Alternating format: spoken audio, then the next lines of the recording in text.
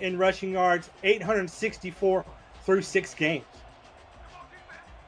And the Tyrants will come out with 2 backs in the backfield, slightly offset. The ball will be handed off to Sandlin, who's going to break ahead for a down, power through. He's got to the 50, nobody near him yet, 40.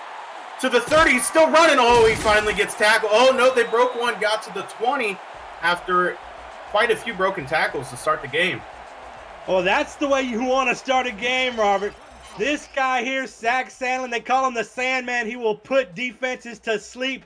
And here you gotta love the sweet feet, for a back of his density. A big bruising back that has that kind of speed. They are a rarity in this league, and there is no better example of the combination of power and speed than is Sandlin. I thought their number 21, Jack Napier, was going to make the tackle, but Sandlin able to slip out and break away. Fox Highwind, week 2 signee for Atlanta, is the one to finally make that tackle. So The Tyrants come out at the 22-yard line, set up with great field possession very early on in this game. Split backs in the backfield, 2 receivers to the bottom of the screen. Going to step back and hand this ball to Sandlin, who runs into his line, powers through, gets to the 10, walks into the end zone for a touchdown. Absolute man on a mission. Sandlin knew this game was big, coming off a big win against Vegas. He's put the team on his shoulder. He's put this massive crowd on his shoulders, using that power. Let's watch him run through this Atlanta defender. Boom! Wow! Put him into the shadow realm. And they are talking over in the FTF Next chat. Direct 900 says Zach Sandlin used to be faster. This is a slower version of him, so I can only imagine what he looked like full speed. Yeah, must have ate one too many Big Macs in the offseason. Always great to put on a little bit of weight to be a heavy-set power back in the Simulation Football League. As this snap is back, the extra point is up and good. And early on in this game, Seattle takes a 7-0 lead after a 2-play, 75-yard drive for a 22-yard touchdown. Huge statement here by Seattle. 2 plays, run all behind Sandlin, gets in the end zone. A dream scenario start for Seattle. And Steven, you got to wonder if Atlanta's defense wasn't expecting Seattle to come out punching as they did. Well, coming into this game, coming into this week, I should say, they had the 3rd best rushing defense. They've limited their opposing running backs to 70 yards a game through the first 6 games. And I think Sandlin has more than that just there on those 2 carries. So, going against type for sure, the Swarm did not appear to be ready for it. So now we will get to look at the Atlanta Swarm with their very own skillful running back in the backfield, as Marcus Dunhill drops back to pass, throws this one to the fullback, who's going to take it for 2 yards and get tackled. Would you believe, Robert, that is Mitchell O'Brien's very first reception here in the SFL, and it's not like he joined the league midway through or through 3 games. He's been on the roster for quite some time. They just haven't utilized him in that way, so they're bringing out some new tricks here for Seattle. Seattle going with the heavy set in the backfield. 1 receiver at the bottom of the screen, going to step back and hand this one to beat. Hollywood gets dropped immediately at the line of scrimmage. Yeah, and that's Kane Vasquez. Him along with his safety partner, Agilani, they have been a terrific duo here for Seattle. I'm sure we'll talk more about them as the game progresses. And now 3rd and 9 for the Swarm, as Dunhill drop back to pass, throw this one deep. That ball is tipped up and dropped down to the ground about the 45-yard line. And we will go into a quick 4th down for the Swarm. Terrific play by Agilani. Just talked about him, got his big paw up there, was able to knock it down. But what 2 back-to-back great statements here by Seattle. You punch Atlanta in the mouth with the 2 back-to-back long runs, and then the defense comes out and they make them this a very potent Atlanta offense, goes 3 and out. This is just everything going right for Seattle, everything going wrong for Atlanta right now. Chris Smith back to punt, takes the snap and kicks this one deep. This punt is high up in the air and back to the returner, who gets the ball, takes it up to the 42-yard line, and he's going to get dropped. Well, Robert, we haven't seen Jacques Lulandula throw a pass yet. Hasn't had to. We'll likely see that here. He's been struggling a little bit this season. Over 1,000 yards so far, completing 63% of his passes, but only 7 touchdowns to 10 interceptions. But he's been playing better over the last 2 games. And the Seattle offense will come back out again with the 2 backs in the backfield, this time 2 receivers to the top of your screen. Luandola is going to drop back to pass, throw this one out to the side, little swing pass. He's going to fight ahead for 1 yard and go down. And this is a Seattle offense led by quarterback Jacques Luandola, running backs Zach Sandlin. Then you got the receivers, junior, senior, the third, Nick Castle and Mason Kirby, Tristan Carr at tight end, and then the kicker is Whistle Jones. They're going to come out again in the 2-back set. 2 receivers again to the top of the screen. This ball's going to be handed off to Sandlin, who's going to get dropped, not getting anywhere on that one. And this is an Atlanta Swarm defense led by Aquantis Shine. Then you got defensive end Tim Cleland and defensive end Dustin Zeck, recently signing with the team. The defensive tackle Josh Williams, inside linebacker Dylan Rowland, cornerbacks Jack Napier and Blake Hamrick, and then free safeties Moose Papineau, Jay Miraculous, and strong safety Aaron Lee. That ball is thrown quickly and caught right at the first down line to gain a first down for the Tyrants. Well, the Atlanta secondary, they've read their scouting reports about junior, senior to third, the human suffix, and they're giving him a lot of respect out there, a lot of room. I have a feeling those little outs are going to be successful all day long.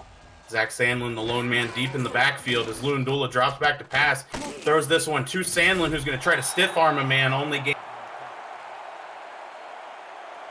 Yeah, and Sandlin out of the backfield as a receiving threat. 22 receptions coming into this game, so isn't overly used, but certainly when you have a playmaker of his caliber, you want to try to invent ways to get him the ball.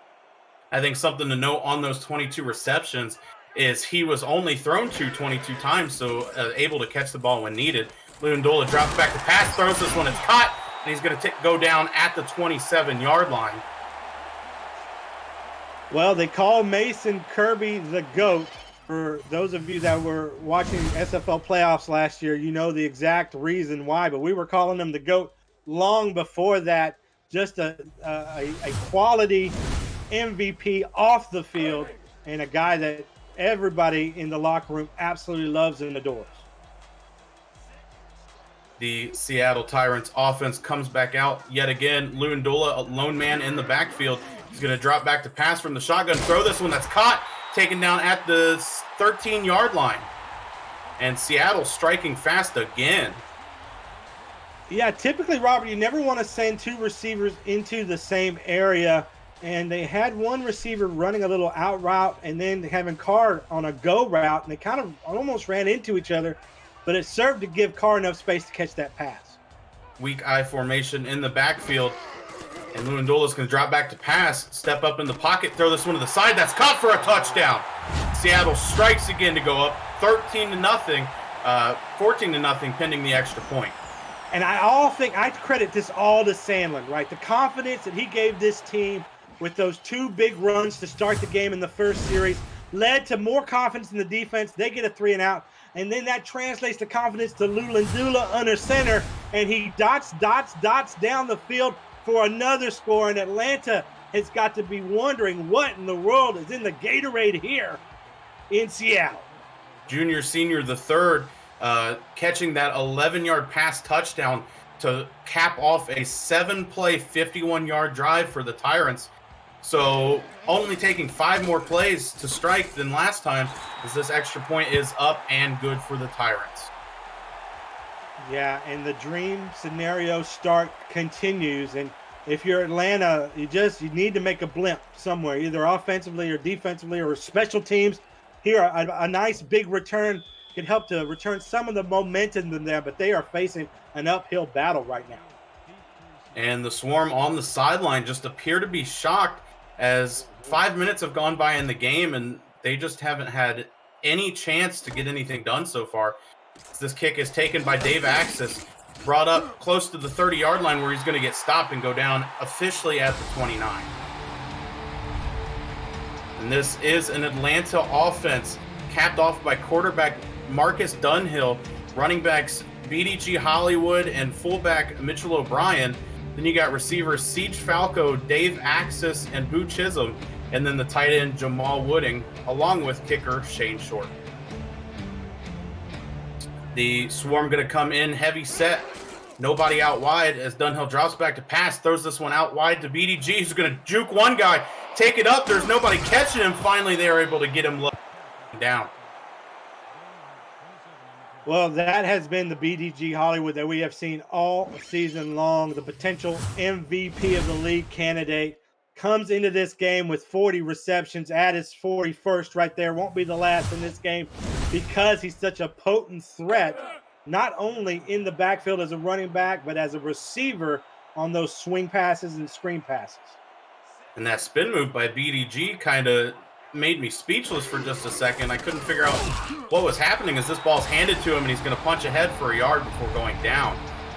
Seattle defense now we're going to take a look at with outside linebacker E.K. Vinson as the leader for them.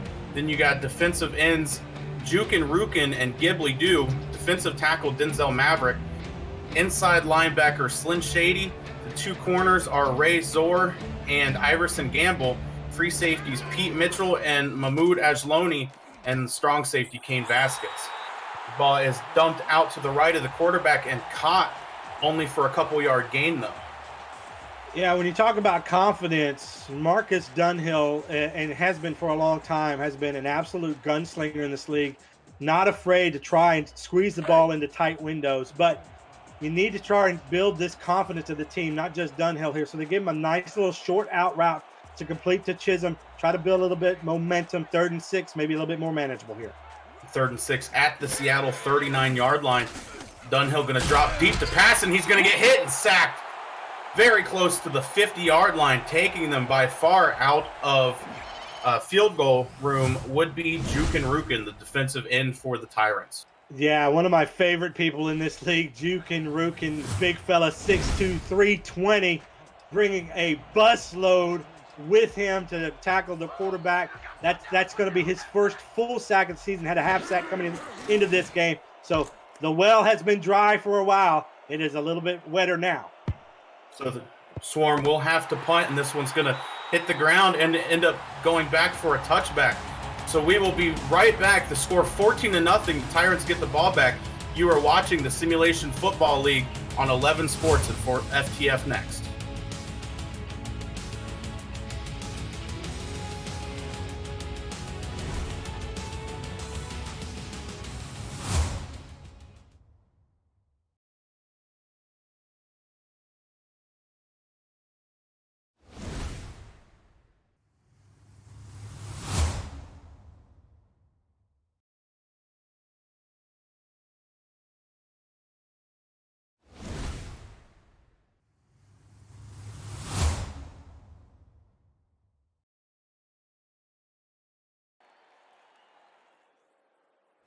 And we are back at Seattle Tyrants Stadium. The Tyrants coming back out on offense, up 14-0. The Swarm not being able to get anything done so far. Lewindola going to go under center.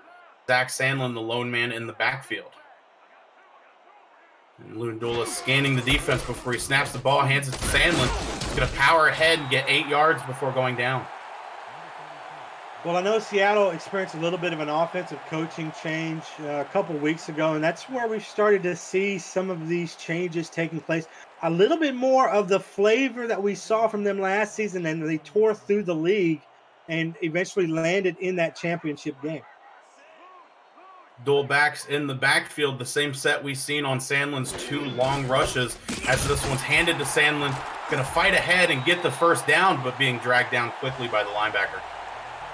Yeah, there's likely no other player in the league that you'd want to hand the ball off to on 3rd and short, 2nd and short than Sandlin. It just, the amount of power and speed that he presents is an absolute problem for every defensive coordinator in this league. And there's just nobody that has the dump truck mentality like him. Two backs in the backfield for Seattle again. This ball handed to Sandlin. Going to fight ahead, get a first down, and a couple being dragged down by the safety. Yeah, he's thinking, he's got a couple of these Atlanta defenders probably thinking about early retirement out there. I mean, if you're in the secondary, the prospect of tackling this 6'2", 240-pound freight train is daunting.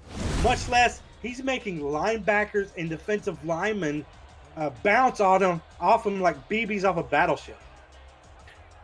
And the Tyrants coming out. Sandlin offset to the right in the backfield. Two receivers at the top of the screen. This one's handed to Sandlin again. Going to get dragged down at the line of scrimmage. And you know what? If there's a guy that is up to the task of trying to stop Sandlin, it's got to be Joshua Williams. I mean, I've talked endlessly about this guy. I think he's the most talented defensive tackle in the SFL right now. Coming into this game, has a whopping 10 sacks, which ties him for the third most here currently this season. 2nd and 9 for the Tyrants. Two backs in the backfield. This ball handed again to Sandlin. Going to fight off of yet another tackle, but get dragged down. And we're going to get, now a 3rd and 4. But the way that Sandlin's been running, I wouldn't be surprised if they tried. They trusted him to try and get it. He's been running, again, like a man possessed, a guy that really has put the onus of this game on his shoulders. I think it started with him. I think this game will end with him. Two backs in the backfield yet again. Two receivers at the bottom. This ball handed to Sandlin. Going to get the first down and a little more, going down at the Atlanta 41-yard line. And this time it was Dylan Rowland, a veteran in this league, his 8th season here in the SFL. He tackles people, on the regular, and he cannot do anything to stop the Sandman. The sand train is rolling, and even Rowland can't stop it. This Atlanta team coming in with quite a bit of experience altogether, only a few rookies, the rest of them veterans in the SFL. This ball handed to Zach Sandlin, who's going to get 3 yards before being tackled. Atlanta quick to stop him on that one. And when you talk about linebacker Aquana Shine, you're talking about the absolute class of this league. This is a guy who regularly posts 100 tackle seasons. I mean, he's an absolute legend. And they are just a case of really kind of bad blocking by Dallas. Could have been another broken tackle, but here we get Shine, and he causes the fumble, and it looks like Atlanta has it, Robert. Yeah, Zach Sandlin fumbled on that play. The linebackers able to put their hand on the ball, punch it out. And it looks like the tackle, they're saying, might have recovered it. Let's take a look. It looks like 73 to me on Atlanta. Yeah, that's Atlanta's ball. And Atlanta will get the ball back. As we head into the break, you were watching the Simulation Football League on 11 Sports and For the Fans.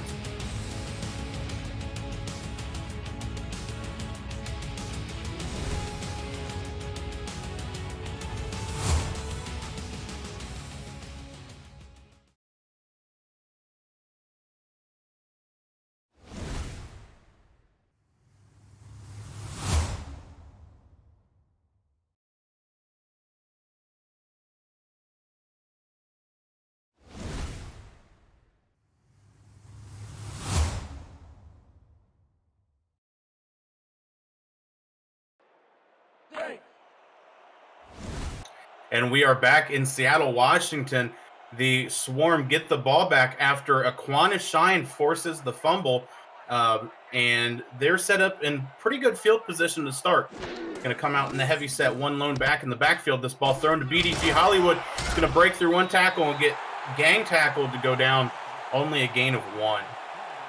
Well, it was Seattle's first mistake. A great forced fumble by Aquana Shine. And then the recovery by defensive end Dustin Zeck, able to cause something to happen defensively. They got a great stop, now giving their offense an opportunity to get them into this game. Marcus Dunhill in the shotgun, BDG to his left. Going to throw this one to a quick out route, who's going to step out of bounds at midfield, but they're going to say he was just a little short of the first down line.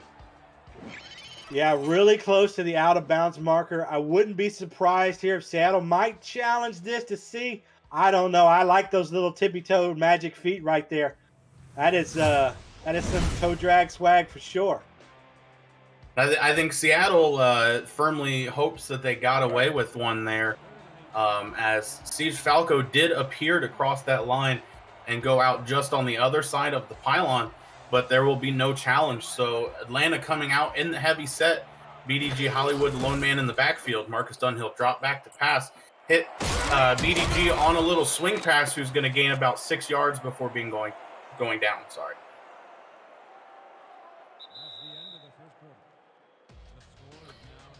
And that will mark the end of the first quarter. The Seattle Tyrants up 14-0. You are watching the Simulation Football League on 11 Sports and For the Fan.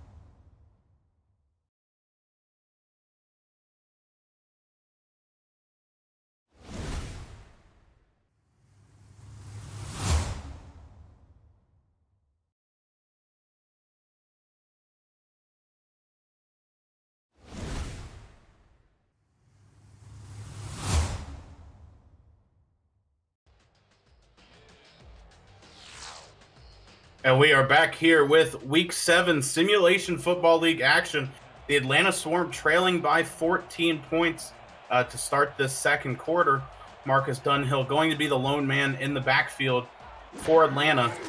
He's going to drop back to pass, throw it out to the middle of the field. This one's tipped up, almost picked off by the Tyrants. Yeah, and the Seattle defense has certainly done their homework. Wooding, the tight end, is just a beast deep middle. The guy loves to run that deep outs there right in the middle, that post route, right in the middle of the field. That's his bread and butter, and they covered it perfectly there. So Atlanta will come back out with a 2nd and 10 at the Seattle 46-yard line. BDG Hollywood offset to the left as Dunhill drops back to pass, throws the swing pass to BDG, going to try to spin, but get nowhere on that gain of 2. And you got to like the speed that you see out of Agilani and Gamble there, just really recognizing that it is a swing pass early and able to really fly toward the defender, toward BDG Hollywood together to bring him down. Dunhill going to go yet again lone in the backfield. 3 receivers to the bottom of the set. He drops back to pass. There's a lot of pressure, and he's going to go down. Yeah, and give that one a credit to as a coverage sack. Denzel Maverick's been a beast in this league for 3 seasons, absolutely doing the work, the high motor to push through, but Dunhill just can't find anyone open as the coverage was perfect by the secondary. Once again, I can't say enough about this Seattle defense and how they've come out and really shut down Atlanta through the first quarter in a minute. And for the second drive in a row for Atlanta, they get close to field goal position and then immediately take a sack and get pushed out of it. So this punt going to be up and long. Nick Castle awaiting it, going to field the punt and go down at the 19-yard line. And here we take a look at the rushing yards leaders for this season. And if you look carefully, you'll see that both BDG Hollywood and Zach Sandlin, 2 and 3 respectively for the season. Just powerful running, fast running, and there's a lot of teams that can't handle them so far. So we get another look at Zach Sandlin and the Tyrants offense here, Ball going to be handed to Sandlin, who's going to power ahead.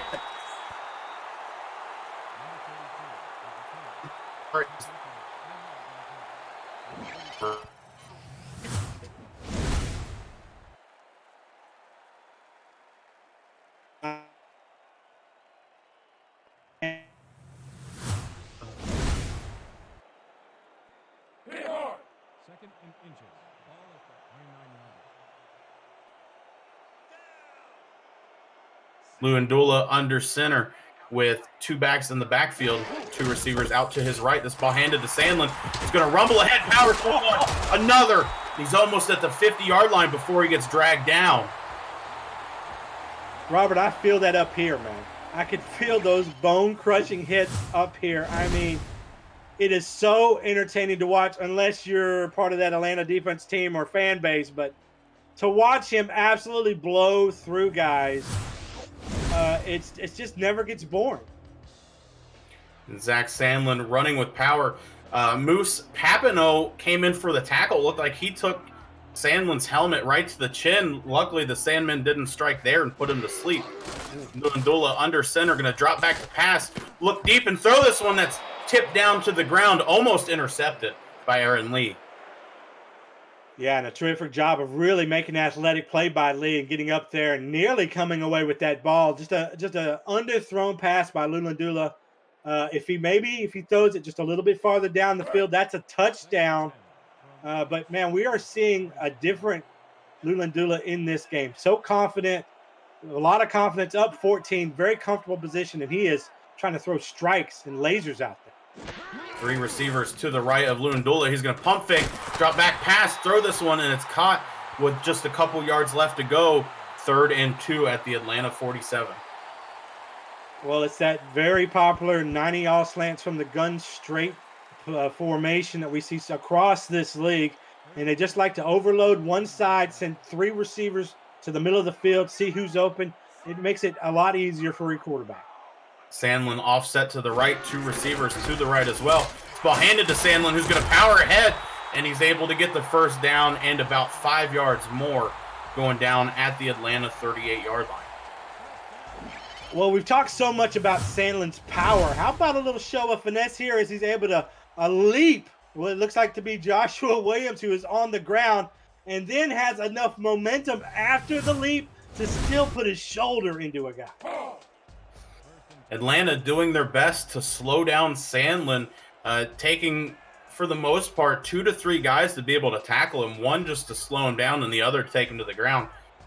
Sandlin will be offset to the right this time. This ball handed to him yet again. He's going to fire ahead. There's running. He's at the 10-yard line. Only one man to beat, and he walks into the end zone. An absolute beast, Robert. An absolute beast of a performance in this game. And, man, we're only under 8 minutes in the second quarter, and it looks like there's no one on the field capable of stopping Sandlin as he just slides out of one tackle, powers through another tackle, and he has the speed to run away from some of the fastest DBs in this league. It is an entire showcase of the repertoire tonight for Sandlin. Jack Napier, the defender, he was able to outrun and beat on the foot race to the end zone for a 38-yard rushing touchdown. So that caps off a 6-play, 81-yard drive for the Tyrants. And their offense just continues to look unstoppable in this early part of the game. Well, you know it's going to be. Oh, excuse me. Go ahead, Steve. No, I just said, it's going to be a long game when you're not able to stop Sandlin, who has been their primary weapon all season. It has been since he was a high draft pick for them 3 seasons ago.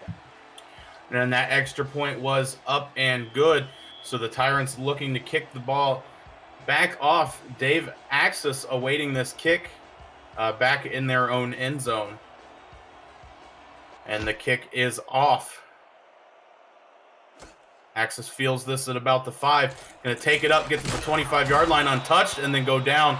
But there's a penalty on the play. We will wait and see what was called there. They're going to call a face mask on the Tyrants. So what was pretty good field position already for Atlanta just gained a little bit more there. Yeah, special teams mistake. We've seen a fumble from Sandlin in this game. So opportunities for Atlanta that they have yet to be take advantage of. And here's yet another opportunity, Robert. And one they desperately need to score probably here before halftime for sure to try and get some of the momentum back. Dunhill under center, BDG Hollywood behind him. Nobody out wide for the Swarm. Going to throw this one on a swing pass. BDG going to try to spin move and not really get anywhere. 2nd and 8 now for the Swarm.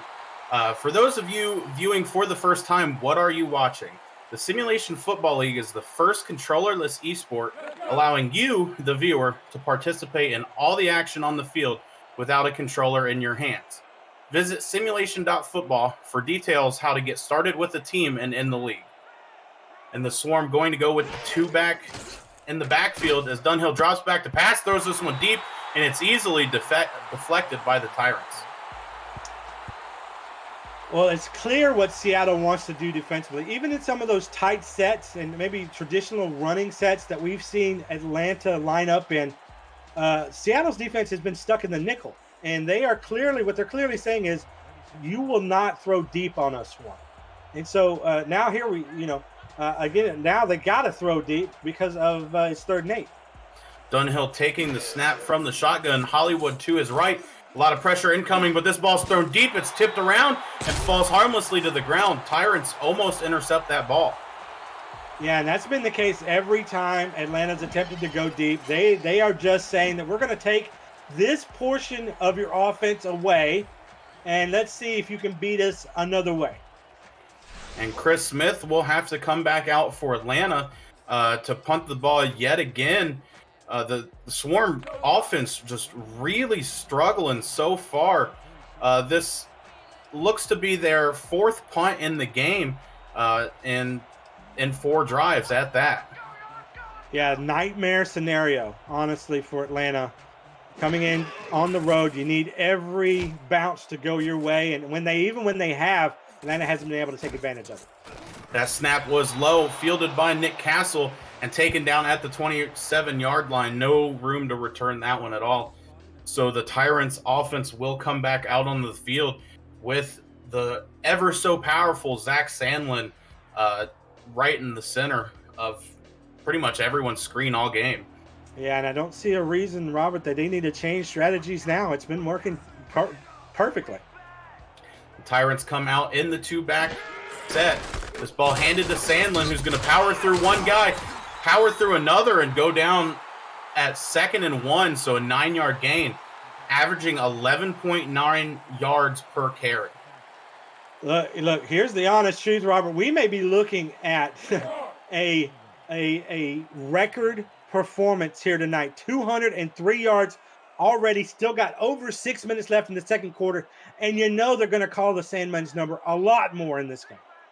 And Sandlin, lone man in the backfield for Seattle. Lundula going to stand up, drop back to pass, and throw this one quickly. That ball is caught and goes down at the 47-yard line. Yeah, and I think it just everything opens up now for Seattle. Atlanta's defenses are on their heels clearly. They've got to focus more on trying to stop Sandlin, but that opens up passing lanes for Lulundula, and he is good enough to find his guys who are ultra talented as well. Mason Kirby there on the reception as this ball is handed off to Sandlin again. Power through for a first down and get about 5 more yards after that. Now down at the Atlanta 39-yard line, and Sandlin is just rumbling through this entire Swarm defense. There's only so many ways I can talk about and describe the power that Sandlin displays. But let's talk about the fact that he keeps his legs churning and he likes to grind out those yards as he falls forward like he did right there, and certainly competes for every single inch on that field. 1st and 10 from the 39-yard lines, just over 5 minutes left to go in this first half. Lewandula under center, 2 receivers out wide, and Sandlin alone in the backfield. This ball handed to Sandlin, who's going to get smacked from behind and fall before he can get any kind of takeoff on that play. Well, 19 carries here through 5 minutes here in the second quarter. It clearly shows you what the game plan was coming into this game. They want to run the football. They've been doing it all season. Hasn't had the greatest success as they come into the game just 2-4, but it's having success today. This ball handed off again to Sandlin, but he's going to be absolutely mobbed by the swarm and taken down with no gain. Yeah, there have been times that Dylan Rowlands tried to bring down Sandlin, couldn't do it. There's been times where Aquanta Shine was trying to bring him down, couldn't do it. But together, absolutely can get the job done.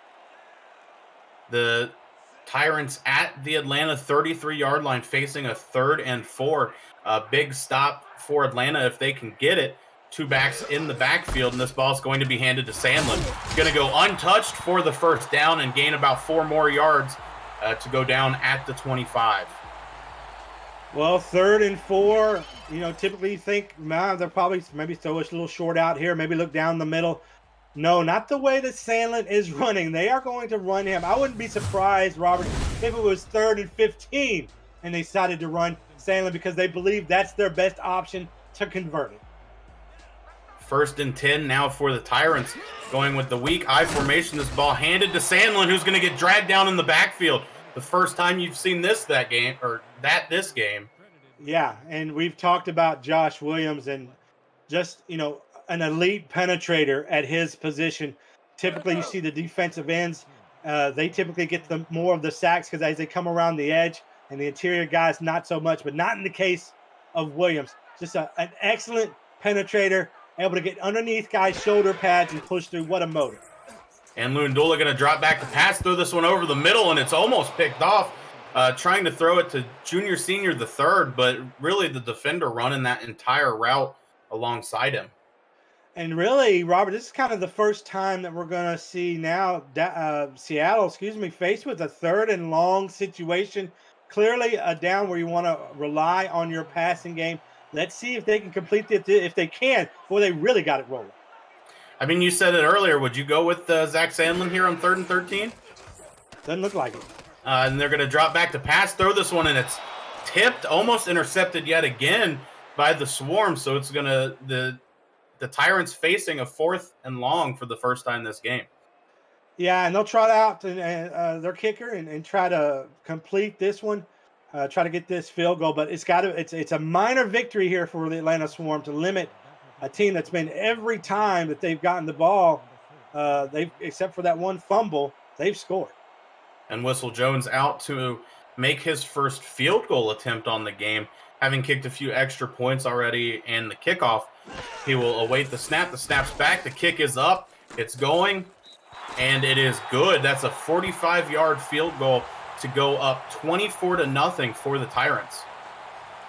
Coming into this game, Jones was 10 of 12. Had missed a couple. He is a rookie. Missed a couple. Had a little early bit of the shakes, but seems to be now a lot calmer. The Tyrants go up 24-0. We will be back in just a minute. You're watching the Simulation Football League on 11 Sports and For the Fan.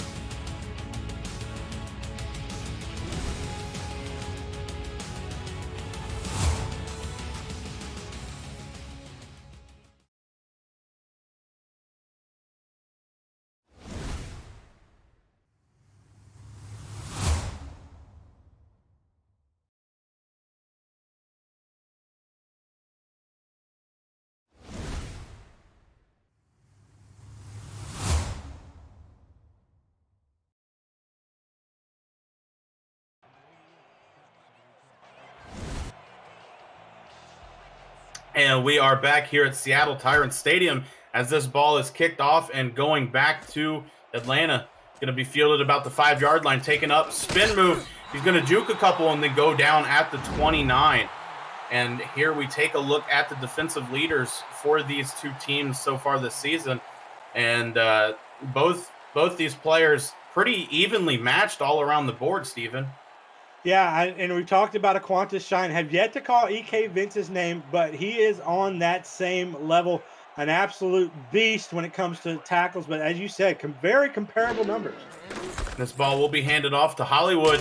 He's going to take this one around the edge and fight for about 6 yards before being tackled by the Tyrants. And Hollywood coming into this game, number 2 in rushing yards, number 3 in rushing touchdowns, number 2 in yards per carry. So you know that it is part of Atlanta's plan to run the football. They are successful at it. They have the 4th best rushing offense in the league, and despite the score, they still want to run the ball. Weak I formation with the fullback showing to the left. This ball's handed off to BDG Hollywood, and he's dropped in the backfield. Yeah, and I believe that's going to be Denzel Maverick. Actually, and absolutely able to flash through the block here. Just disengaged so quickly. You got to believe it's the strength in those hands that allow him to push off and break away from the offensive lineman so quickly, and the awareness of where the ball is just terrific. Dunhill going to drop back the lone man in the backfield, just about get sacked, but get this ball off, and it's going to get just to the yard to gain, caught by Dave Axis for a first down. Yeah, and I think they're being generous right there. The stripes, I don't think he got across the first down marker, as it was a bang play. The defender right on top of him. We're taking a break here, going to the break, Robert. And we have reached the 2-minute warning. You are watching the Simulation Football League on 11 Sports and For the Fan.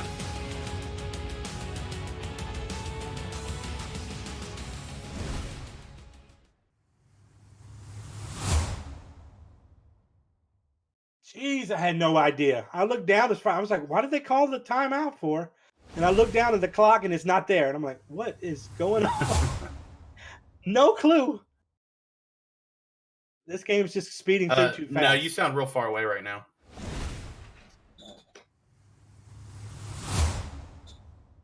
Oh, you're good. Need some sleep.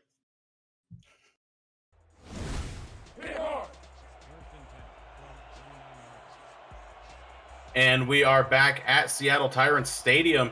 2 minutes left to go in this first half. The Tyrants up 24-0. The Swarm just looking to get something done before you hit zeros in the half. Dunhill going to drop back to pass, step up in the pocket, throw this one. It's caught for a first down at the 50-yard line. Well, before the 2-minute warning, I thought that there could be a challenge that would have been made, possibly for the last first down, but they don't do it. Seattle's in comfortable position, probably wants to save their timeouts here. Not exactly sure why, as they don't get them back after the first half, but hey, here's an opportunity for Atlanta, and they really need one. Dunhill going to drop back to pass and get sacked quickly. Go back about 8 yards to force a 2nd and 18. Well, we talked about Juke and Rukin coming into this game, only half a sack on the season. He's got now his 2nd in this game. Just gives you kind of an idea of how this defense is playing. So Dunhill will be the lone man in the backfield facing 2nd and 18. Two receivers at the bottom of your screen, 3 up to the top. And Dunhill's going to drop back to pass, throw this one deep. That's caught, nobody nearby him. He's going to break a tackle, get to the 20, to the 10, and walk into the end zone for the first touchdown of the Swarm's evening. Well, Atlanta absolutely needed this. And who does Dunhill dial up? He finds Boost Chisholm, and it's an absolute walk-off here in a sense for them. They needed this desperately in a game where it's been controlled entirely, both offensively and defensively, by Seattle. And Dunhill finding Chisholm across the middle on the post route. They love to attack this middle, Robert, and they finally cash one in. And Boo Chisholm able to beat his man to get to a 52-yard passing touchdown to cap off a 6-play, 65-yard drive for the Swarm, their first successful one of the night. And I believe it was their first of the night that didn't end in a punt, as the extra point is up and good.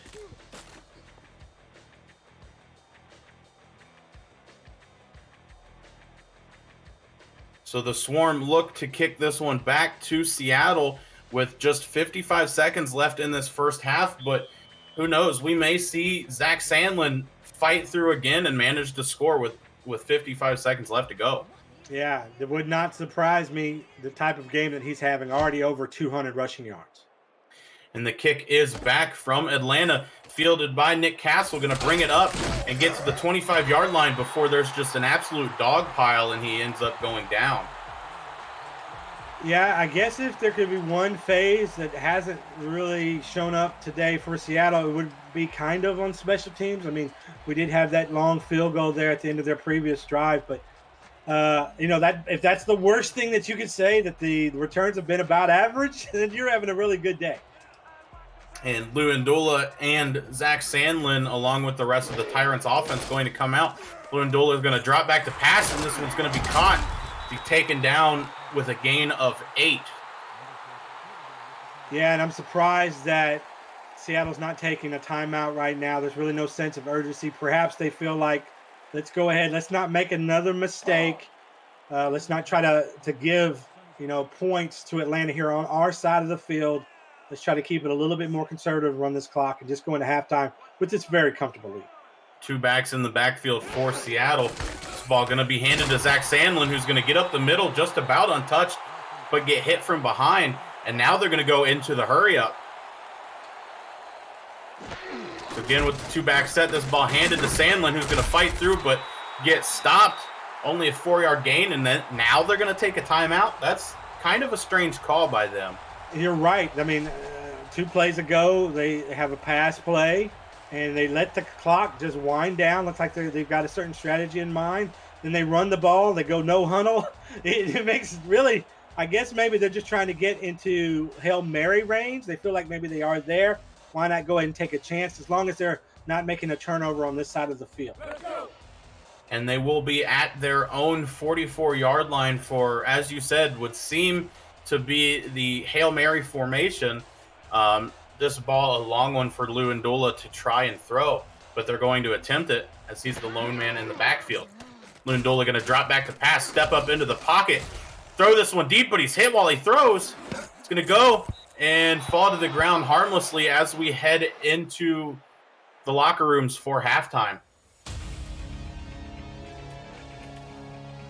And Steven, I think, if we're going to talk about the first half of action, we really just have to talk about the performance by Zach Sandlin, and really in that same note, the offensive line for Seattle just doing great things to keep Sandlin going. Yeah, they have. They've opened up some big holes for him, but he's created a lot of holes himself. The Bruiser back 239 yards through the first half, on track for a record performance even for him, the former MVP. But we saw him do it in a lot of different ways. Of course, you're going to see the power from the big fella, but you're going to see the speed too to outrun some of these defenders like this, the savvy, the foot sweetness to jump over defenders.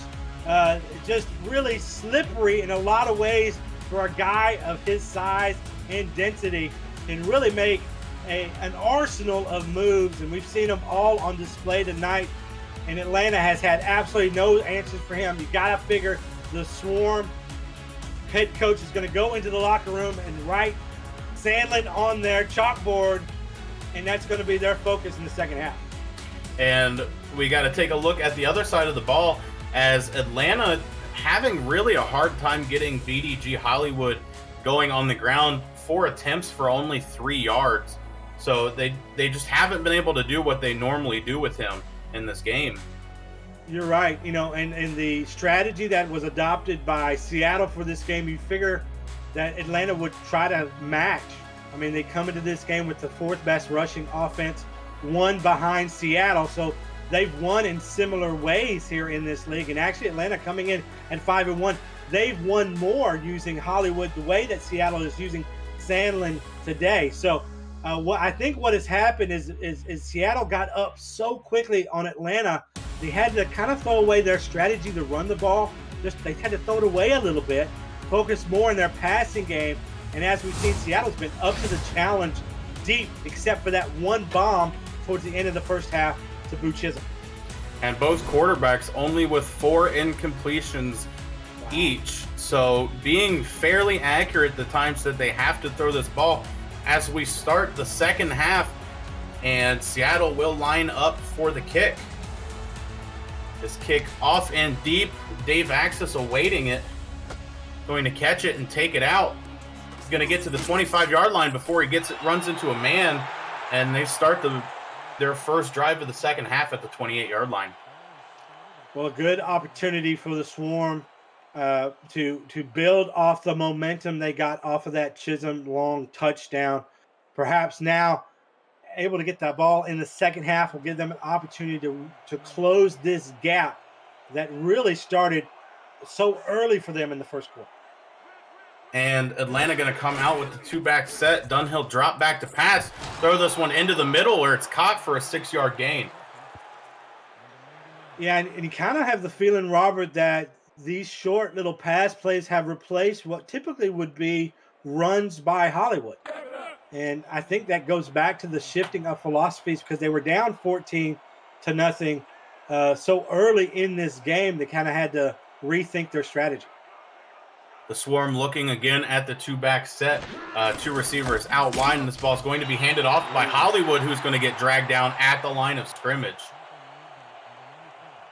Yeah, and that's a nice play by Gib Ledoux. You know, Gib Ledoux, sack leader from last season, only has 2.5 sacks so far this season here, switching teams to here Seattle, but still a dominant defender who's able to make plays like that on the regular. They're going to come out in the heavy set with 2 receivers to the bottom of the screen. As Dunhill drops back to pass, throws one that's caught. It's taken up past the 50-yard line before he is going to be dragged down, and I believe that's Boo Chisholm yet again. Yeah, and Chisholm has been kind of the lone guy in this receiving core that we've been able to call their name out. We haven't talked about Siege Falco any. We haven't talked much about Dave Access other than as a returner. Jamal Wooding has disappeared in this game despite Dunhill trying to find him deep down the middle. So it's Dunhill's going with a reliable veteran, 7-year veteran there in Chisholm, and that connection has been working when the others haven't been yet. And Atlanta going to go with the heavy set yet again. BDG, the lone man in the backfield, going to get hit on a swing pass, take it up past the 40 and get the first down before being tackled out of bounds. Yeah, and, you know, those are the kind of plays that Hollywood has made look routine. They've tried to get to this play a lot in this game, has not been as successful as this play, as Hollywood really it makes that first down happen by able to slip the tackle of really put Gamble to the ground with a nice mini stiff arm. And the Swarm going to take a minute in the huddle, talk about what they want to do here. And they're going to come out with 2 backs in the backfield, 2 receivers to the top of your screen, 1 to the bottom. And Dunhill going to drop back to pass again, throw this one deep. That ball is caught, diving to the ground to make the catch is Siege Falco. Yeah, and it's good that we're calling Siege Falco's name now. They really need him. This is a guy that came into this game, the receiving touchdown leader of this team with 5. That's going to be his 41st reception on the season. He's also their receiving leader. He's their receiving yardage leader. So a guy that really Seattle blanketed in the first half. Good to call his name. That means good things for Atlanta. Heavy set again for Atlanta. 1 receiver to the top of the screen, but nobody else out wide. This ball's going to be handed to Hollywood, who's going to break through a couple guys at the line and fight for about 5 yards before getting dragged to the ground. You know, normally, Robert, it's the running game that opens things up for the passing game, but I think in this case, the passing game and the success they've had in this series starting to open up the rushing lanes a little bit for Hollywood. They're seeing opportunities to run him more. Hollywood alone in the backfield yet again. Dunhill under center. And 2 receivers at the bottom of the screen. Dunhill going to drop back, throw this one. Quick out route. It's going to be fought ahead by Siege Falco for a touchdown. Well, the perfect play call right there, sending Siege Falco on a little out route. Allow him to get that space and that separation to a little bit of a pick play right there with Boo Chisholm, but it is just enough to allow Falco, the speedster, to get around the corner and into the end zone untouched. And Atlanta goes 7 plays for 72 yards, ending it with an 8-yard passing touchdown. And as you said, that pick by Boo Chisholm looked to really set that one up. The defender kind of got off of his coverage and took a minute to get back to it. So we await the extra point. The snap is back. The kick is up, and it is good. So the Swarm bring the lead up or close up the lead. Only 10 points left to go. We will be right back as you are watching the Simulation Football League on 11 Sports and For the Fan.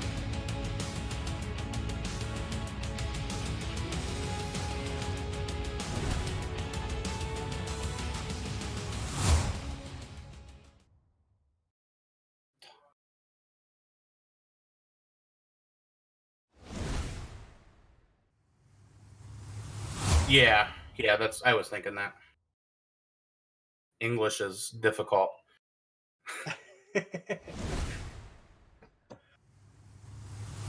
Yeah. Mm-hmm.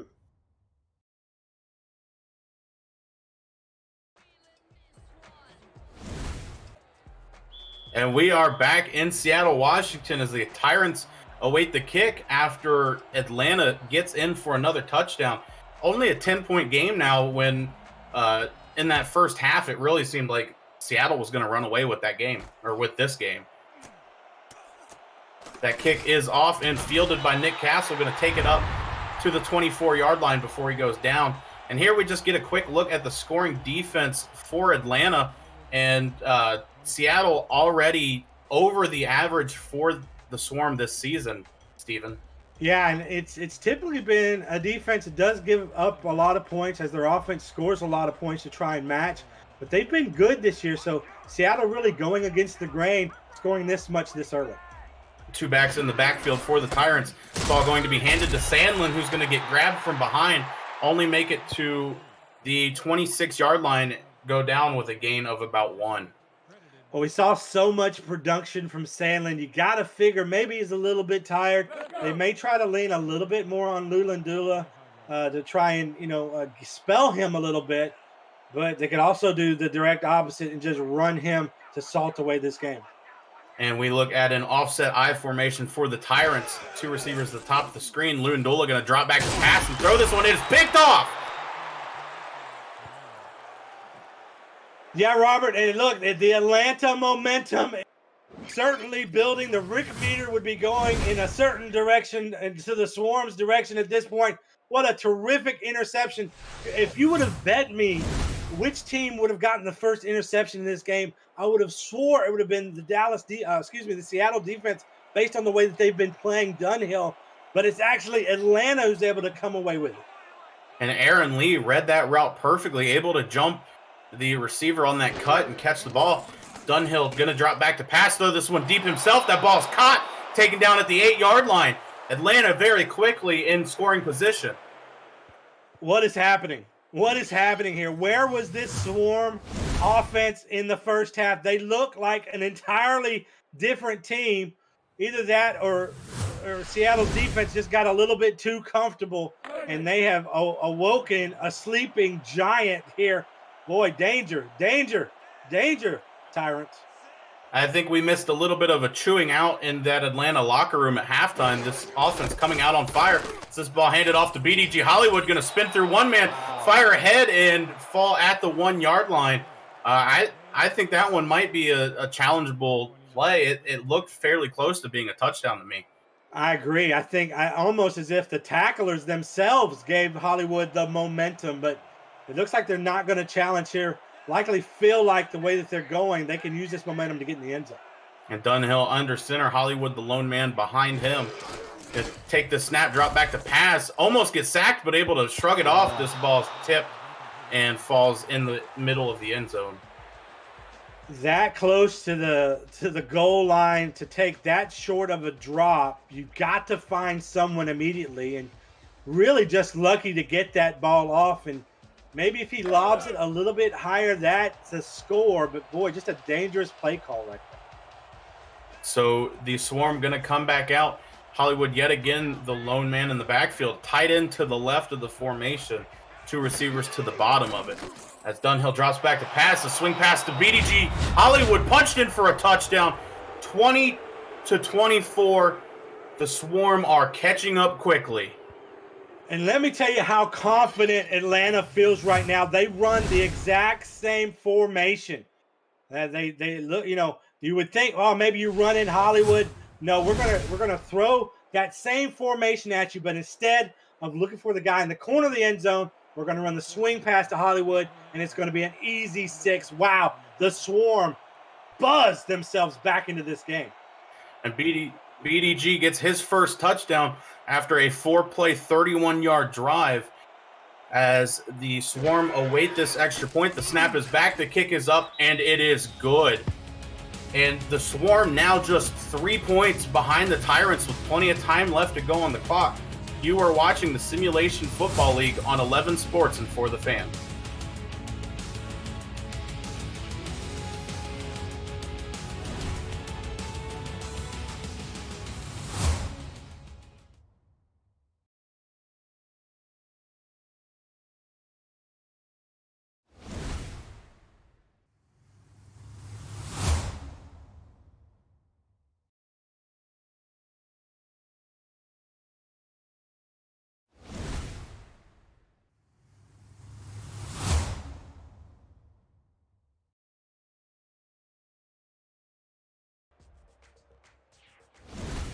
And we are back here in Seattle, Washington, as the Tyrants await this kick. Just stunned after the Swarm's able to come out and get that 1-2 punch, bring this game to a close score. Yeah, really flipped this game on its head, man. If anybody stopped watching thinking this was going to be a blowout, they made a terrible mistake. Nick Castle gets this ball to the 21-yard line before he is tackled by the Swarm. So this is where Luandola will come back out with the Seattle offense and try to get something going, try to get back to where they were in the first half. Well, I've said it a couple times. This game started with Sandlin. I think it'll end with Sandlin. I think that's where you look to if you're Seattle, but not on this play.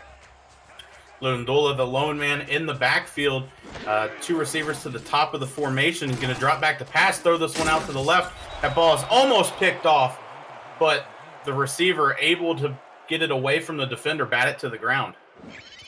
Yeah, and this is Tristan Carr, their big 6'7", 260 veteran tight end. And you're right, he turns from offensive player to defensive player here as the big tight end has to turn into a defensive back to stop from Blake Hamrick from catching that ball. And Blake Hamrick, a good matchup at 6'3", 215. Still undersized, but pretty much as close as you can get to match up with a big guy like Tristan Carr there. Yeah, the athletic ability makes up for that lack of maybe size to cover those big tight ends. Luandola under center with 2 backs in the backfield, handed off to Sandlin. Gonna power ahead, break another man. He's still going. He gets to the 50, still nothing. Finally gonna get dragged down by a couple of Swarm players. Well, we call Ray Bentley the altered beast. Well, move over, Ray. There's a new beast in the building here. An absolute beast of a performance. What do you do, Robert? What do you do to bring this guy down? These are some of the best defenders in the SFL and have been for years, and they can't do anything with him at times. I mean, it's almost undefensible. Aquanta Shine actually getting dragged 3 to 4 yards, trying to take Sandlin down. This ball handed to him yet again. He's going to look a little slow, but still managed to get about 7 yards before going down at the Atlanta 32.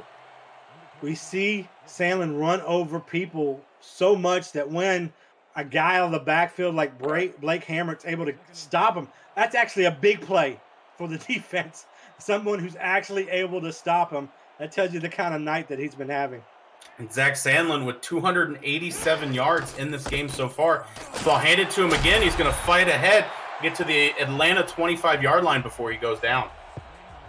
Yeah, and it looks like he's going to put at least 3 bills here on Atlanta, and that's amazing. And the fact that this game, they're only up by 3, it just tells you the kind of comeback that Atlanta's been able to pull off here in the second half. And Sandlin going to be the lone man in the backfield. This ball handed to him, but he's going to get taken down. Only 1 yard there before Dylan Rowland's able to get him to the ground. Yeah, and we've seen Rowland have his struggles against Sandlin today, but not on that tackle. And there's this yin and yang that's happening between the defense and the offense, and at times it looks like Sandlin is unstoppable. And then there are times where this defense can step up. That's where you got to love the SFL. You just never know what's going to happen. A weak I formation in the backfield, 2 receivers out wide. Lewandula going to take the snap from under center, hand it, and Sandlin's going to get dragged down. That is the big man, Joshua Williams, to stop him in the backfield.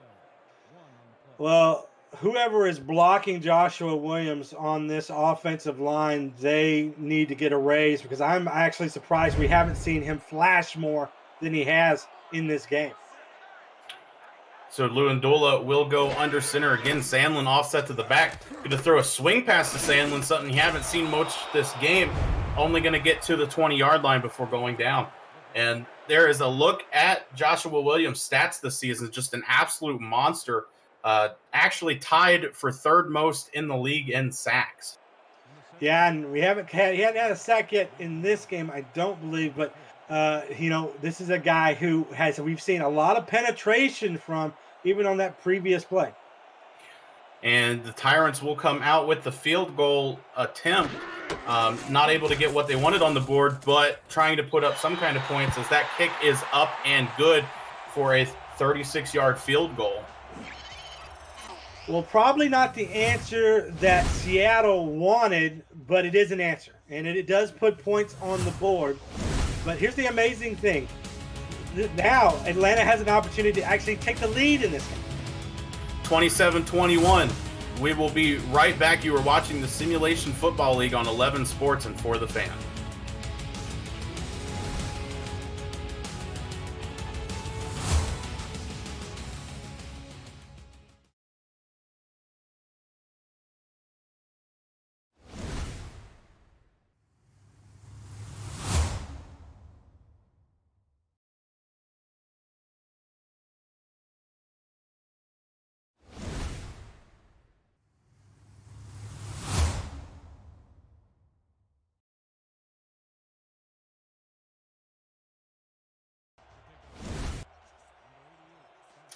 And we are back in Seattle, Washington.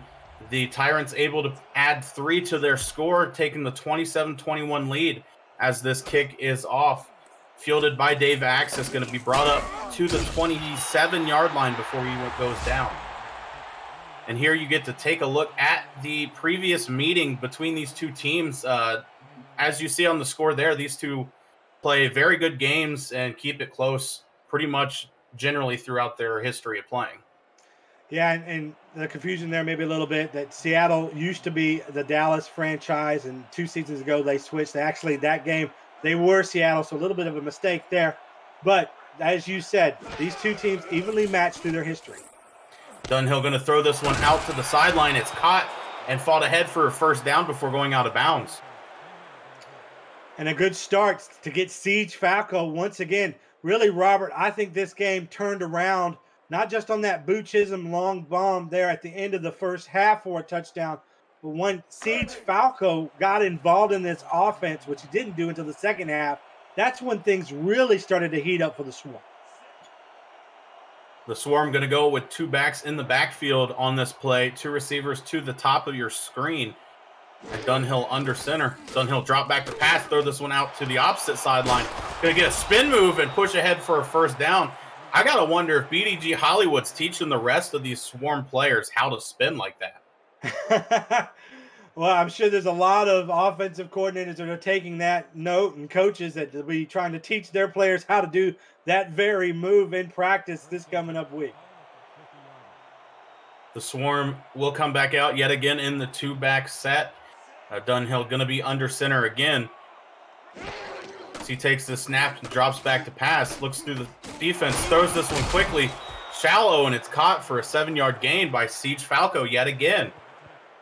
Yeah, and he just feel this momentum change within Atlanta themselves. We talked about how desolate they looked on the sidelines after really suffering 2 back-to-back touchdowns. and a couple 3-and-outs to start this game, and now you see the life in them. And BDG Hollywood, the lone man in the backfield, this is a swing pass thrown to him. He's going to get through one tackle and go out of bounds quickly. Follow the SFL on social media on Facebook, Twitter, Instagram, TikTok, and more, all at Simulation FL. Make sure to catch more content like The Kramer Show, game highlights, and more by subscribing to our YouTube channel so you don't miss a moment of the action when we're not on television.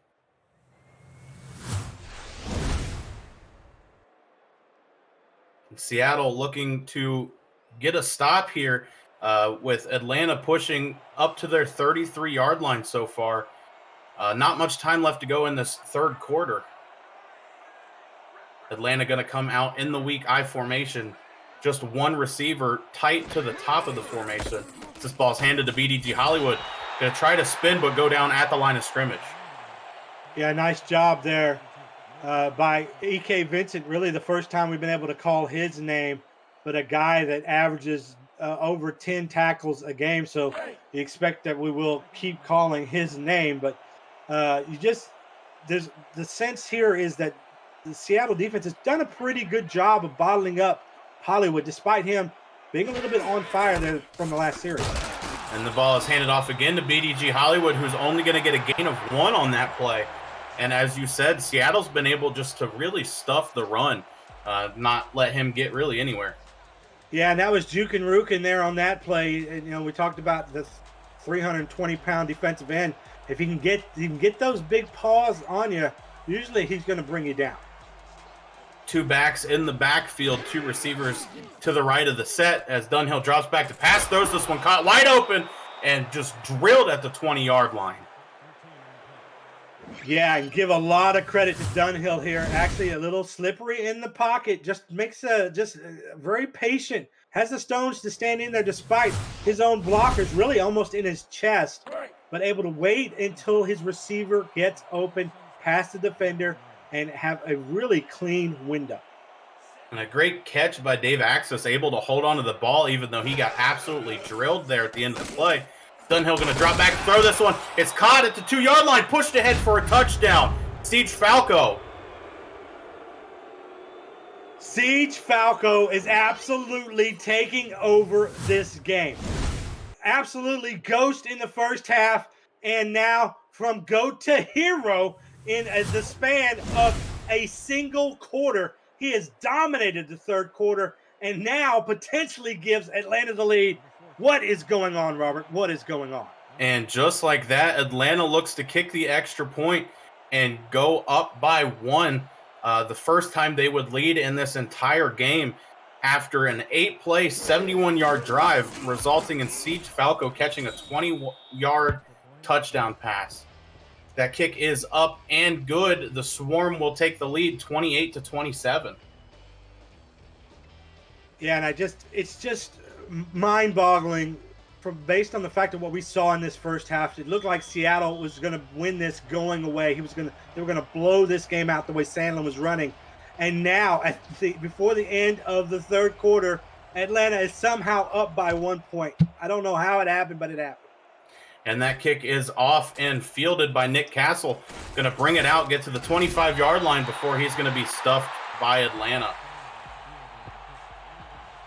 And now Seattle's going to need to answer once again, this time to try and give themselves the lead. They've been playing from ahead in this game. I wonder now if their strategy changes a little bit now that they're 1 point behind.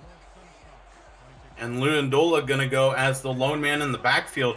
3 receivers in at the bottom of the formation.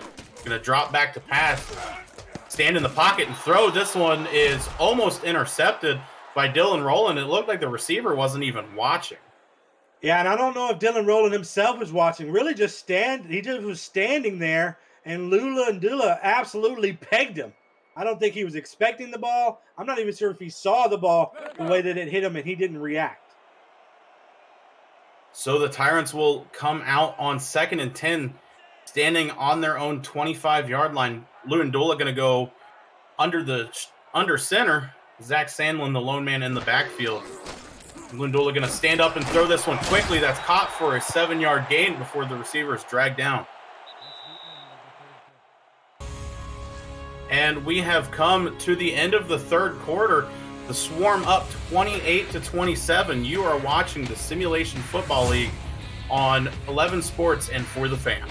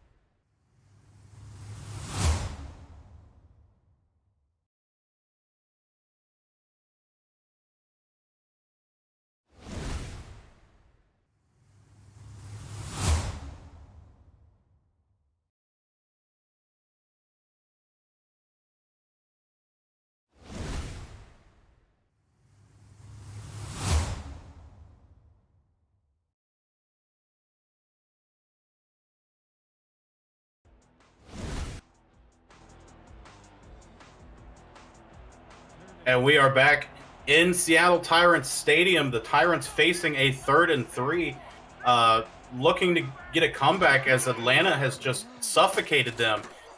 Lundula going to try to throw this one. It's going to be almost intercepted as Dylan Rowland just stuck his hand out there and put the ball into the ground.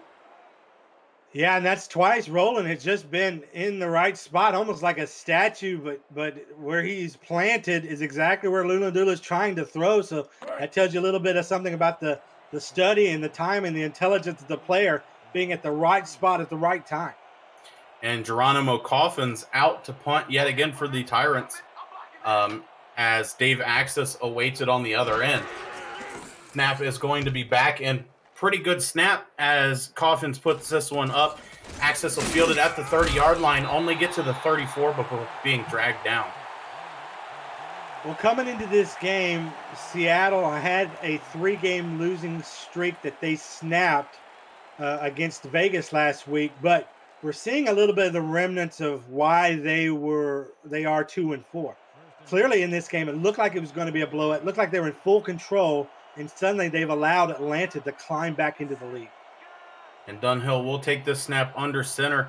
Hollywood to his right as he's going to drop back to pass, step up, and get sacked for a 6-yard loss. Well, the horses of this defensive line in Seattle have come to play in this game. 2 sacks for Denzel Maverick, 2 sacks for Jukin Rukin. This combo, they are top guns in this league for this reason, really having a showcase game for them. And let's see if it translates into a win or not. 2nd and 16 now for the Swarm. 2 backs in the backfield as Dunhill drops back to pass. Throws this one quickly. That's caught at the 50-yard line. He's going to get thrown to the ground. Siege Falco yet again with another deep route.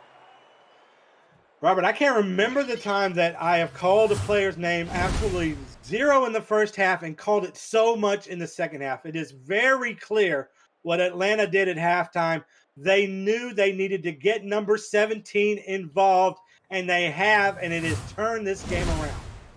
And it seems like if Dunhill gets even a sense of pressure in the second half, he just looks for number 17 and throws it, and he knows Siege Falco get him what he needs. So going with the heavy set as Dunhill drop back to pass, throw this to BDG Hollywood, who's going to juke himself out of bounds pretty much. Well, we've seen Atlanta run this play a lot tonight in that little swing pass, and we have yet to see it do that, where they were just on the left hash and running that play to the left. It just led that momentum, kind of led him out of bounds. But he's actually scored on that same play, so I expect to continue to see that play despite the results. BDG Hollywood offset to the right in the backfield. Lone man, Dunhill's going to turn around and hand this ball off to him. Fight ahead for a gain of 7. It is now 3rd and 3 for the Swarm. Just covers so much ground so quickly, like a flash, really. Hollywood able to go from the line of scrimmage to a 6-yard gain in an instant. 3rd and 3. The Swarm going to go in the heavy set at the Seattle 42-yard line. He's going to turn around and hand this ball off to Hollywood, who's going to run ahead and go untouched until he pretty much got to the yard to gain, fall down at the Seattle 31. Well, both teams have not been afraid to throw it on 3rd and 3. Excuse me, not throw it, but run it on 3rd and 3 here. The blocking is just so good, although Hollywood does have to do a little bit of a hurdle to get past one of the defenders. Everything in front of him was pretty laid out, and that was one of the more easier gains that he's had in this game.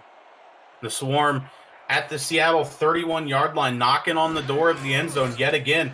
Dunhill going to drop back to pass, throw this to the swing pass yet again, and BDG's only going to get a gain of 1 before being dragged down. Wow, look at the carbon stark difference here between Dunhill and Lulundula. Over 300 yards, 4 passing touchdowns for Dunhill. I would have never imagined that stat line when this game started. Looked absolutely flat, came out looking terrific. Dunhill, the lone man in the backfield, got 3 receivers to the top of the formation. Going to drop back and pass this one. This ball's tipped around and picked off. He returns it up to about the 32-yard line before he goes down. Incredible play by the defense there. Yeah, an all slants play, just sending, again, the receiver to the middle of the field. And let's see who gets their hands on this tipped ball. Can't quite make the number out. Number 20, it looks like to me. Pete Mitchell comes away with his second interception of the year. He actually had an interception for a touchdown, a pick 6 in the last game against the Fury. So Mitchell making his name known here as they were able, the Seattle able to get a win last week. Maybe he can help them get a win this week. And the Tyrants are on their 32-yard line to start out this drive. Zalundola drop back to pass, hits Sandlin on the swing pass. Going to fight ahead, get a gain of 4 before being tackled to go down. And we saw an interception by Atlanta kind of swing the momentum Atlanta's way, and they went on a big run on really the back of both Bo Chisholm and Siege Falco. Can an interception now sway things back the way of Seattle? Let's see. And Lewindola going to go lone man in the backfield. Got 2 receivers to both sides. Step back and throw this one quickly. That ball's tipped around and falls to the ground at the 40-yard line. Deflection made by Napier. Yeah, Napier might have got away with a little bit of interference there. Really stopped Kirby on his route, which led to that pass and the receiver being off a little bit. So a little bit of a disruption of the route, but not enough for the refs to get involved. And the Tyrants now face a 3rd and 6 at their own 36-yard line. 7.5 minutes left to go in this game. They're down by 1. Lewindola, the lone man in the backfield, going to drop back, pass, throw this one quickly, and it's caught. But he's going to go down before the line to gain. So they're going to have to face a 4th down. Yeah, you'd like to see Tristan Carr line up for that pass past the first down marker, but he's just a yard short. And when you throw to someone short of the first down marker, you're relying on their last athleticism and spatial awareness to know where the first down marker is. Just didn't even have a chance to turn it around. And this ball is punted to Dave Axis, who is awaiting it. Going to spin out of 1 and fall down at the 25-yard line. tackled by two different Tyrant defenders there. Well, call the friends, call the family, call the SFL fam. They need to be in on this game. Anybody who has left this game early on thinking, wow, Atlanta's really out of it, it is anybody's game here in the fourth quarter. I don't think any of us could have known that this was going to happen. Really impressive to see Atlanta come to life in the second half. And Atlanta's defense able to force Seattle into back-to-back 3-and-outs. So now their offense comes back out. This ball's handed to BDG. Tries to get the spin move, but just turns his back to the defender and gets a gain of 1. Well, we've seen the offense for Seattle be up and down, but this defense has given a steady performance. Certainly gave up a lot of points to Seattle there in the third quarter, but they have been consistent in the way that they've been handling this defense, this offense for the most part. Dunhill going to drop back to pass, hit the swing pass again. BDG going to spin out twice, get to the first down marker before he's going to get tackled. BDG Hollywood would be a prison warden's nightmare. He is the ultimate escape artist. He has a full arsenal of escape moves, and boy, did he show some of them there. So Atlanta will come out at their own 36-yard line after gaining a first down. 6 minutes left to go in this quarter. You got to imagine they're also looking to run the clock out some. But Marcus Dunhill, the lone man in the backfield, going to drop back to pass, throw this one deep. That ball is caught and immediately taken down at the Seattle 33-yard line. Siege Falco yet again, another big-time play. Well, just see this, Robert. He actually came back for this ball. If Dunhill throws it out a little bit more and throws it while he's actually running to where he's actually running, and he doesn't have to stop, that's a touchdown. So a great job again by Falco to recognize the pass was a little behind, able to stop his momentum and catch the ball securely. The Swarm going to come out with the weak I formation. Dunhill going to drop back to pass. Throw this one to BDG Hollywood. He's going to try to outrun a guy and only get a gain of 3 before going down. Visit sector6apparel.com for all league and team apparel, including hoodies, t-shirts, team jerseys, and more. Sector 6, the official apparel provider of the SFL. So Atlanta will come out, 2 receivers to the bottom of the screen. BDG Hollywood going to be offset to the left of the formation. Dunhill's going to drop back and hand this one to BDG, who's going to get a gain of about 2 or 3 and go down, facing a 3rd and 5 now.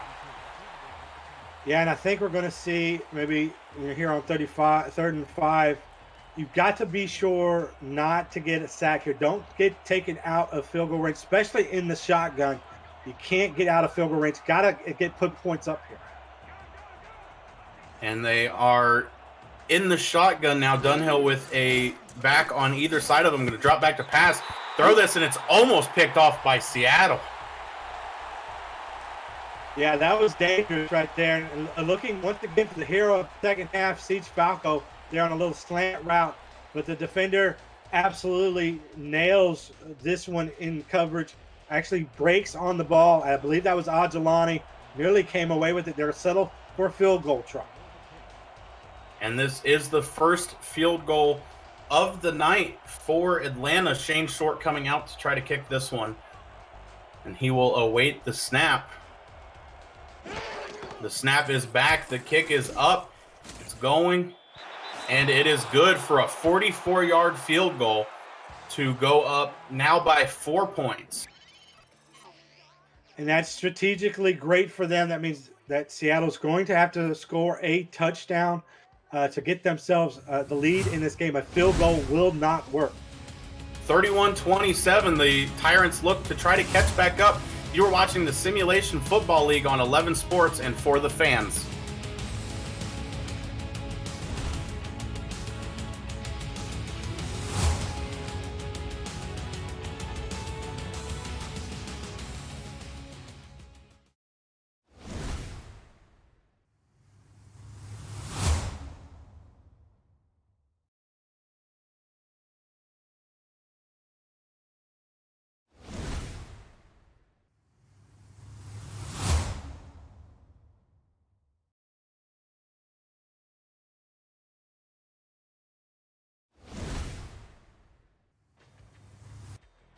And we are back in Seattle Tyrant Stadium after an Atlanta Storm field goal put them up by 4 points.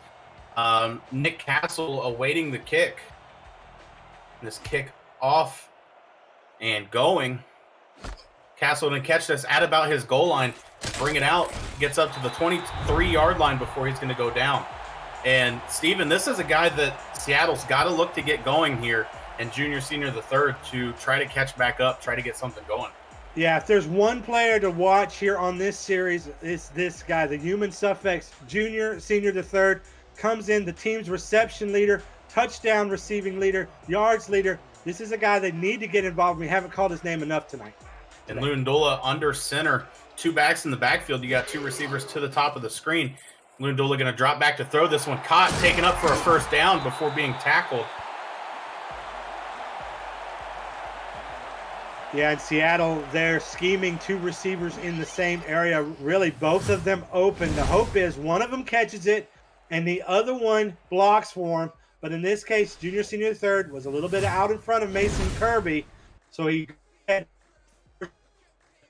out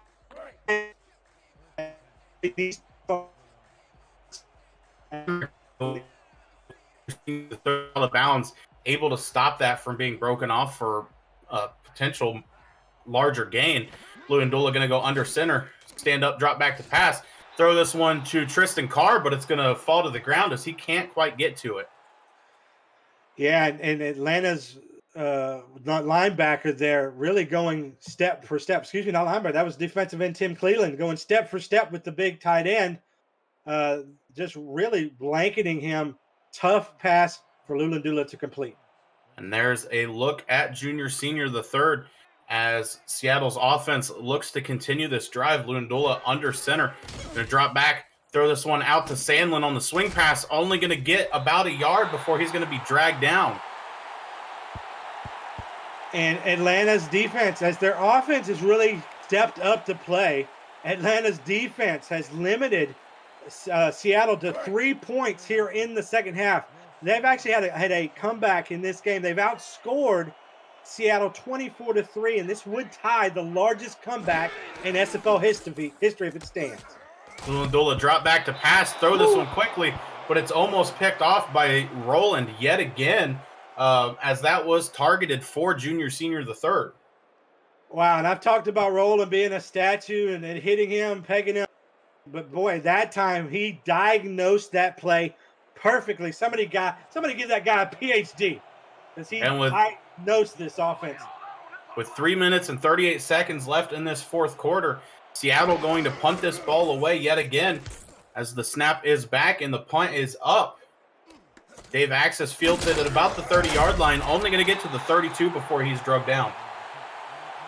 I have no idea what has happened to this Seattle offense. If you're Atlanta, you're surely saying, well, our defense is clamped down. They surely have done that. 3 points in the second half after scoring 24 in the first half.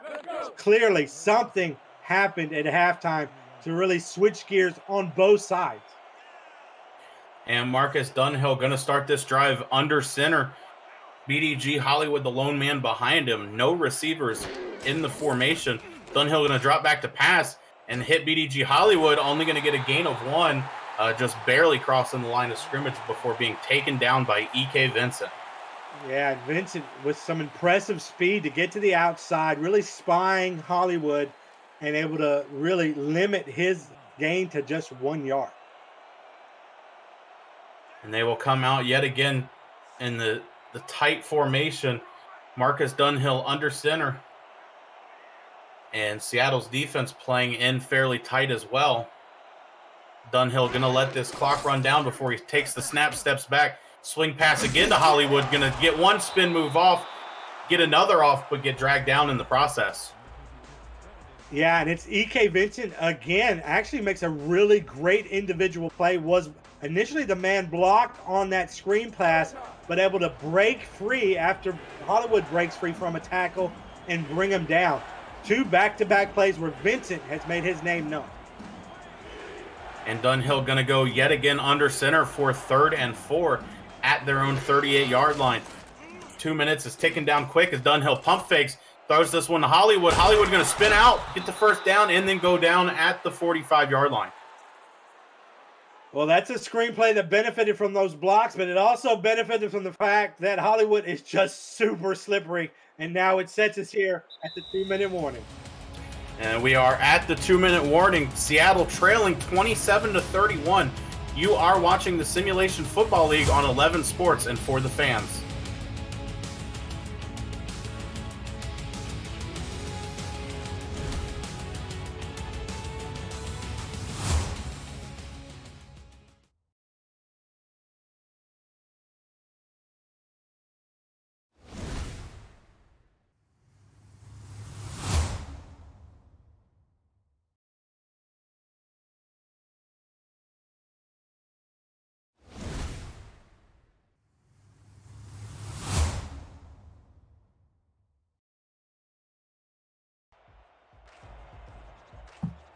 And we are back in Seattle, Washington.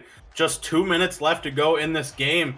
The Swarm come back to take a 31-27 lead, and they have the ball on offense.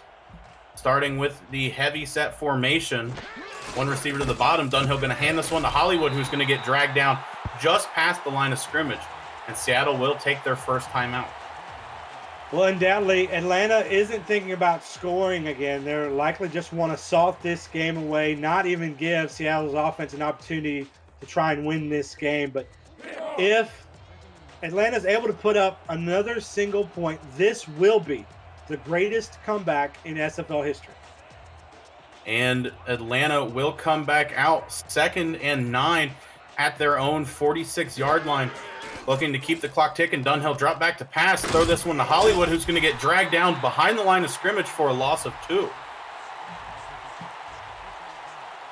And, you know, for Atlanta, surely this is a 3rd and 11 here that could potentially win you the game. And for Seattle, the same is true. They can get a stop here, force a punt, give their offense an opportunity to get a win. And Atlanta will take this snap, drop back to pass by Dunhill. Going to throw this one deep, but that ball is defended, and the receiver, Siege Falco, not able to get to it as the defender played a little more aggressive than he normally would. Yeah, I wasn't able to see which player that was. I'm thinking it was Ajelani.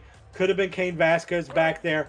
But either way, Pete Mitchell is actually who it was. But it doesn't matter. The job was done. The defense did what they needed to do. They prevented Atlanta from scoring, and now they're giving their offense the ball with an opportunity to win this game.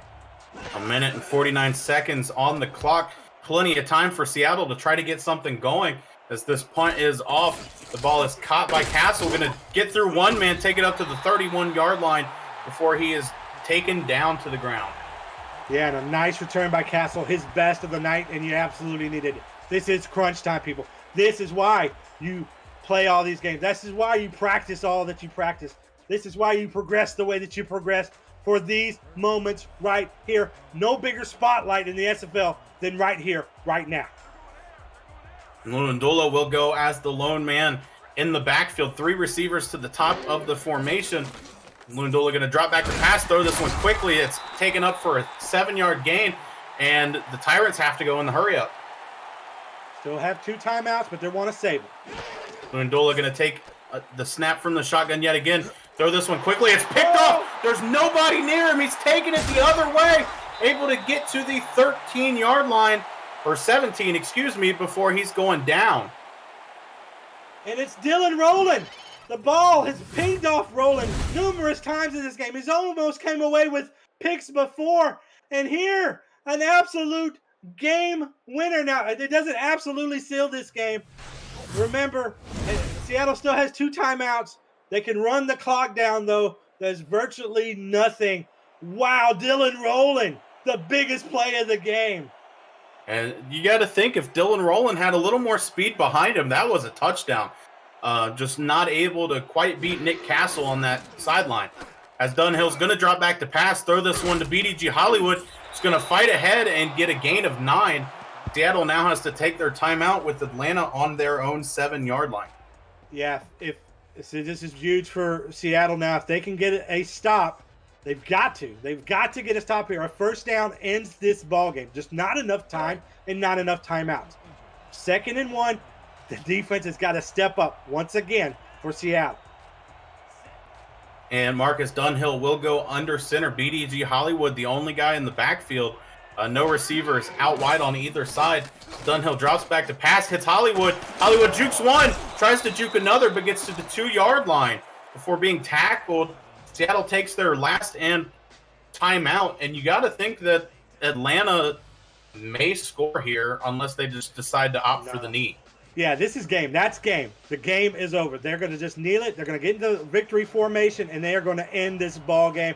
There's just not enough time, no timeouts left, and enough clock for them to go ahead and solve this game away. Wow. Tied for the greatest comeback in SFL history. Congratulations to the Atlanta Swarm. I don't know how you did it, but you did it. 24 points in the second half to the only 3 from Seattle. Just a terrific comeback performance, a legendary one, Rob. Yeah, and the Seattle faithful have to be absolutely shocked as they just went on an absolute tear in the first half, but just sputtered out. It seemed like maybe they relied on Sandlin a little bit too much in that first half. He got tired, couldn't do what he did that first half in the second half. Yeah, he was on pace to have 300 rushing yards in this game. I don't believe he reached that plateau. Our stats guy, Stephen Hacker, can absolutely inform me on that. And we're going to see that anyway here in just a moment as we go through the second half highlights. But, yeah, it looked like Sandlin was unstoppable. Atlanta had no answer for it. And then maybe he just ran out of gas because we barely called his name in the second half. And Atlanta really started to steamroll. And, boy, what a game this was. And we head into the end of the game. Atlanta putting an end to the game as zeros reach the clock. Before we break down what happened in that game, so I want to remind you that if you're enjoying SFL action, that coming up next is Mexico City at Queen City. Looks to be another big matchup for the day. Well, we talked about, Sandlin hitting 300. He hits 299. So he gets 299 yards, and Seattle doesn't win the game. That is so unheard of to have that kind of big performance from a player, especially so early in the game. But it shows you the resilience of this Atlanta Swarm team as they now go to 6-1, have got to be one of the favorites in this league to not only make the playoffs, which is almost assured, but to make some noise in the playoffs, maybe their first championship bid. Yeah, and a lot of the work by the Swarm coming off of both Siege Falco and Boo Chisholm, both of them up over 120 receiving yards on the game, just able to maximize on each other's play and the defense having to shade one way or another. Yeah, and then let's talk about the play of Marcus Dunhill, right? A guy that in that first half was struggling quite a bit, ends up with a stat line of 375 yards and 4 passing touchdowns. He just wrecked it in the second half, absolutely wrecked Seattle's plans. And let's remind folks here, this was in Seattle, folks. This is a home game for the Tyrants, and Atlanta comes in and doesn't get necessarily a shocking win if you didn't see the first half of this game, but certainly shocking based on what Seattle was able to do there in that first half, and then absolutely get blanked here in the second half. And there's lots of favorites for player of the game, but we get to see here our official pick, and it is Marcus Dunhill, 35 for 43, 375 yards and 4 touchdowns. Just an absolute monster, especially in the second half of this game. And that brings us to the end of action for this game. Remember to stay tuned for that big matchup of Mexico City at Queen City for Stephen Hacker in the booth, Cameron Irvine pushing all the buttons in production, and Stephen Mollinex. I am Robert Garrett Jr. Have a good night.